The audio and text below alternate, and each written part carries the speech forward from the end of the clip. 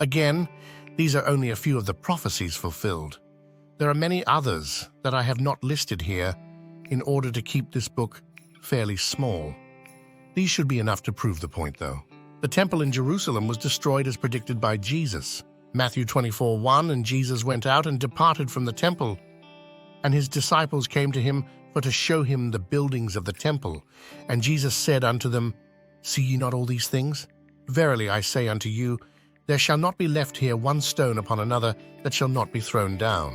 In 70 AD, the Romans destroyed Jerusalem.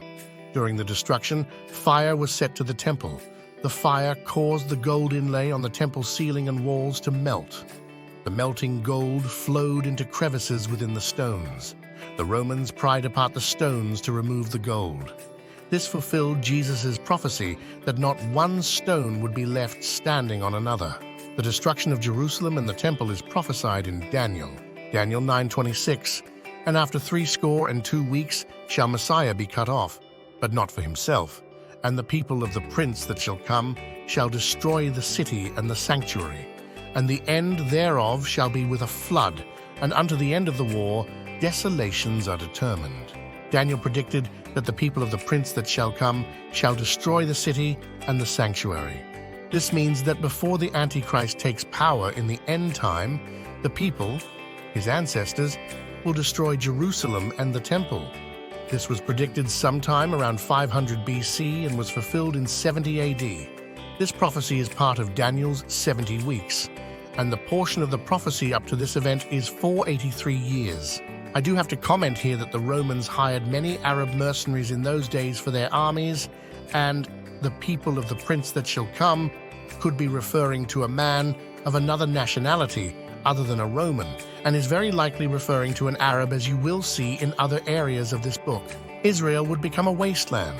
Deuteronomy 29:23, and that the whole land thereof is brimstone and salt and burning, that it is not sown, nor beareth, nor any grass groweth therein, like the overthrow of Sodom, and Gomorrah, Admah, and Zeboim, which the Lord overthrew in his anger and in his wrath. Since the destruction of Jerusalem by the Romans, the land of Israel has been described many times as having been a sparsely populated wasteland.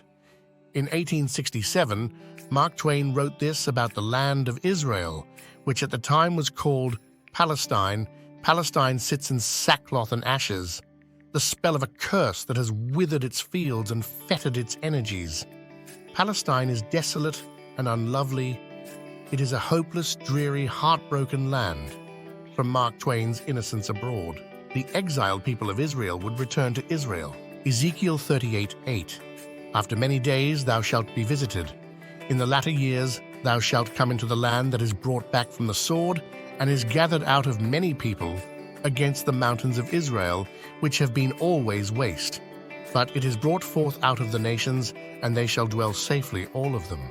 Ezekiel goes on to speak of the Battle of Armageddon, when the nations of the world come down against Israel into the land that is brought back from the sword and gathered out of many people. In recent years, millions of Jews have returned to Israel. After the Holocaust at the end of World War II, Jews clamored to return to Israel, even at the cost of many lives. They flocked onto boats that would be attacked by the Arabs dwelling in the land when they reached shore, and seemed driven by some unknown force to return home. Today, the nation of Israel is recognized as a sovereign nation. If you're skeptical and don't really know if you believe this prophecy mumbo-jumbo, I have to ask if you really understand the importance and magnitude of this prophecy. Israel was scattered to the wind for 1900 years. Their land was a wasteland for that time. They didn't die off or become assimilated into the other nations and peoples in almost 2,000 years. It wasn't until the middle of the last century that they returned to Israel, and today they are once again a Jewish nation. How is that possible? Never in the history of the world has anything like that happened. The rise of Alexander the Great was predicted 200 years before he overran the Medes and the Persians in 331 BC. In Daniel chapter 8, we see the rise of the Media-Persian Empire, the conquering of them by Alexander the Great, the fall of the Grecian Empire into its 4 parts, and then a leap to the end time and the rise of the Antichrist and his subsequent defeat by Jesus. Daniel 8:20, the ram which thou sawest having 2 horns are the kings of Media and Persia, and the rough goat is the king of Grecia, and the great horn that is between his eyes is the first king. Now that being broken, whereas 4 stood up for it, 4 kingdoms shall stand up out of the nation, but not in his power. And in the latter time of their kingdom, when the transgressors are come to the full, a king of fierce countenance and understanding dark sentences shall stand up. And his power shall be mighty, but not by his own power.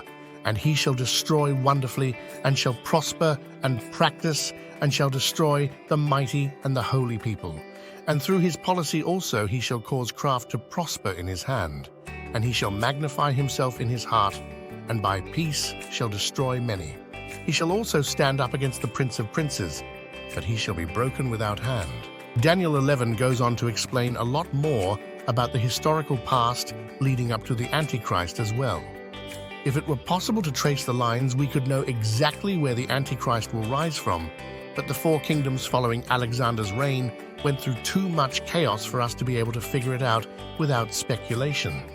Maybe the information is out there somewhere and someone will unearth it for us. Do you think the Bible is truth? God gave us prophecy so we could know he is real and believe in him. John 14:29. And now I have told you before it come to pass, that when it is come to pass, ye might believe.